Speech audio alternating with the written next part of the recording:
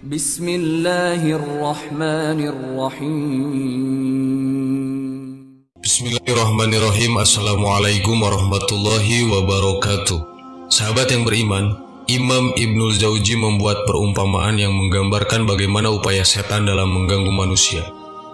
Sesungguhnya hati manusia ibarat kerajaan, di bagian luar adalah tembok yang menjadi benteng.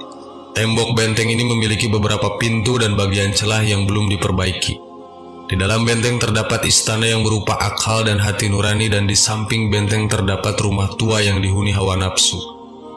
Para malaikat keluar masuk benteng melalui pintu masuk, sementara syaitan keluar masuk melalui rumah tua tanpa ada halangan. Pertempuran terus terjadi antara penghuni istana dan penghuni rumah tua, sementara syaitan selalu keliling mengitari benteng untuk mencari lengahnya penjagaan pintu benteng dan berusaha menerobos celah tembok. Karena itu tidak selayaknya sang penjaga lengah, meskipun hanya sesaat, dia harus mengontrol semua pintu dan memperhatikan celah benteng, karena musuh tidak akan menyia-nyiakan kesempatan untuk menerobosnya. Berikut ini adalah 3 perangkap iblis. 1. Perangkap iblis karena panjang angan-angan. Menampakkan kebatilan dalam bentuk kebenaran. Inilah salah satu perangkat tercanggih setan hingga manusia yang terperangkap binasa tanpa sadar. Salah satunya adalah panjang angan-angan.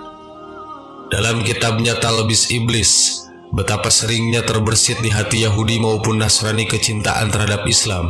Namun iblis senantiasa menghalang-halanginya dan membisikkan ke hati mereka, jangan terburu-buru masuk Islam, pikirkan secara sesama dan matang, sehingga ia menunda-nundanya hingga maut datang menjemputnya dan mereka mati di atas kekafirannya. Demikian juga yang terjadi pada pelaku maksiat agar menunda-nunda taubatnya. Iblis membuatnya terhalang dari melalui menjaga syahwat sehingga mereka menunda-nunda taubatnya. Iblis akan senantiasa menanamkan dan menumbuhkan sikap malas dan menunda-nunda amal. Ibnu Jauzi berkata, penyebab kelalaian meremehkan kebaikan dan kecenderungan pada keburukan adalah panjang angan-angan. Orang yang berangan-angan akan banyak beramal pada waktu subuh, maka pada malam harinya ia akan beramal ala kadarnya. Berbeda dengan orang yang membayangkan kematian di depan matanya, maka ia akan bergegas dan bersungguh-sungguh dalam ibadahnya.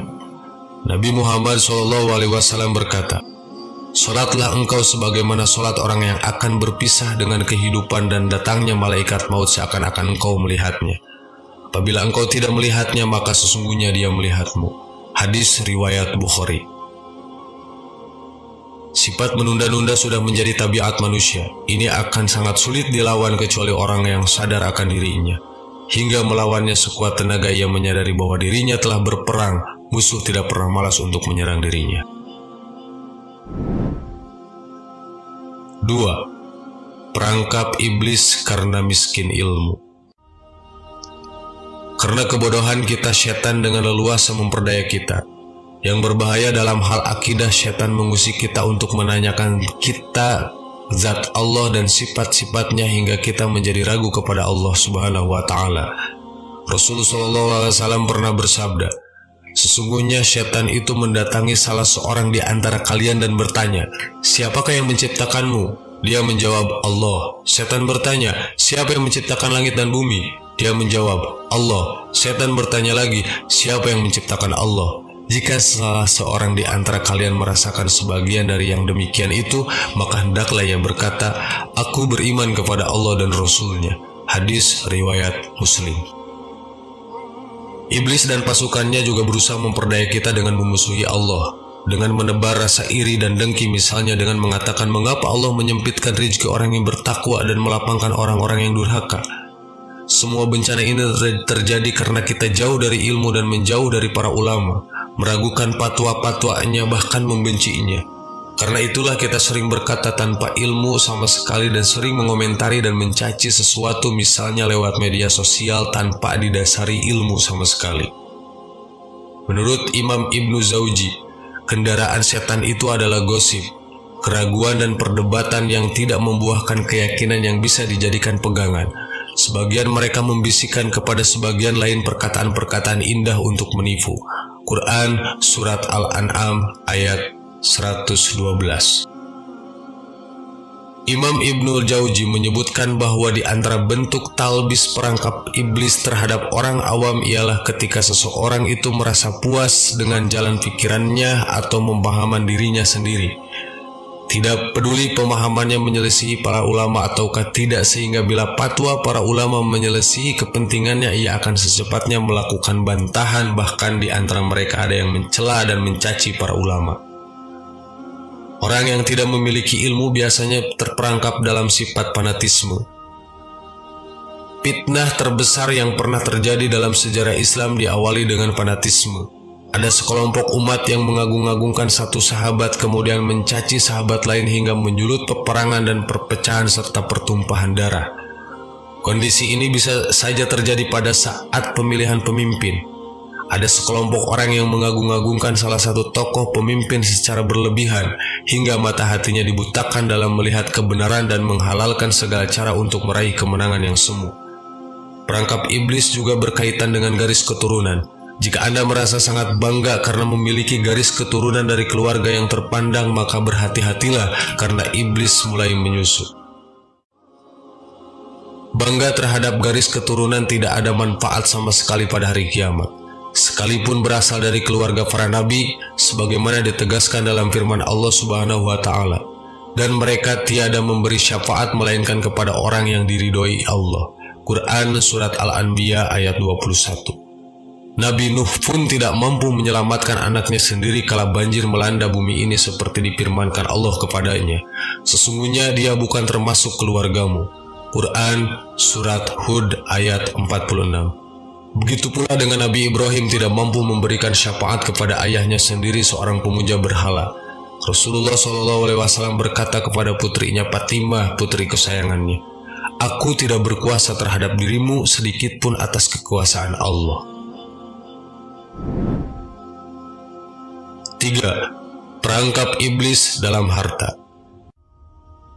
Iblis banyak memperdaya orang-orang awam untuk mendatangi majelis-majelis zikir. Dia menangis dan menampakkan kekhusyuannya, tapi di luar majelis mereka masih melakukan kebiasaan lamanya menggunjing, tidak berbakti kepada orang tua dan berbuat aniaya terhadap orang lain. Mereka beranggapan dosanya akan terhapus dengan mendatangi para ulama. Bahkan ada sekelompok umat yang mempraktekkan berbagai infak sebagai kifarat dosa dengan jumlah tertentu dengan keyakinan dosanya akan terhapus dengan membayar sejumlah infak kepada para imamnya. Perangkap iblis terhadap orang-orang kaya menurut Imam Jauzi memiliki 4 cara. Pertama, dari cara mencari harta, mereka lebih banyak memperolehnya melalui riba. Kedua, dari sisi kebatilannya, mereka tidak mau mengeluarkan zakat karena mereka beranggapan tidak dibebani kewajiban zakat. Ketiga, dari sisi penumpukan harta, orang kaya melihat dirinya lebih baik dari orang miskin, padahal keutamaan seseorang tergantung pada keutamaan jiwanya. Keempat, dari sisi pembelanjaannya, orang kaya membelanjakan hartanya secara berlebih-lebihan bukan sesuatu yang diperlukan tetapi untuk menaikkan gengsi dan status sosialnya. Rasulullah SAW telah mengingatkan dalam sabdanya, tidak bergeser kaki seorang hamba sehingga ia akan ditanya 4 perkara, yaitu tentang umurnya untuk apa ia habiskan, tentang ilmunya untuk apa ia amalkan, tentang dari mana hartanya ia dapatkan dan kemana ia belanjakan, dan tentang badannya untuk apa ia gunakan. Dalam bersedekah, setan pun menjebak kita dalam riya. Amal soleh tidak dilandasi karena Allah. Dalam bersedekah, ia lebih mementingkan orang lain yang akan berdampak pada ketenaran dirinya. Sedangkan kerabatnya yang miskin tidak pernah diperhatikan. Rasulullah SAW bersabda, sedekah yang diberikan kepada orang miskin itu pahalanya adalah sedekah, sedangkan sedekah yang diberikan kepada kerabat ada 2 pahala, yaitu pahala sedekah dan pahala hubungan kekerabatan. Hadis riwayat Abu Daud, Ahmad, At-Tirmidzi, dan An-Nasai. Demikianlah tentang 3 perangkap iblis yang telah saya paparkan. Mudah-mudahan kita menjadi salah satu hamba Allah yang bisa menghindari diri dari segala perangkap setan sehalus apapun. Mudah-mudahan bermanfaat. Wallahu a'lam. Assalamualaikum warahmatullahi wabarakatuh.